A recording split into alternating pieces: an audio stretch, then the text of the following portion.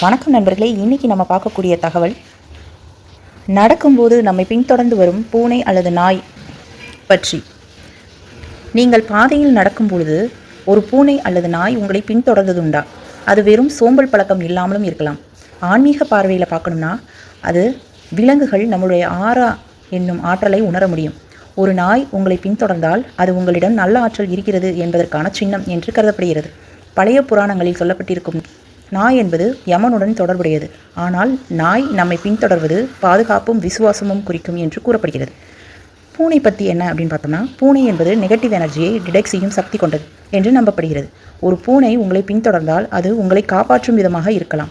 அறிவியல் பார்வையில் பார்த்தோம்னா நாய் பூனை இரண்டும் வாசனைக்கும் மனோபாவத்துக்கும் மிகவும் சென்சிட்டிவ். நீங்கள் காமாகவும் பாசிட்டிவாகவும் இருந்தால் அந்த எனர்ஜியை உணர்ந்து அவை உங்களை நெருங்கும்.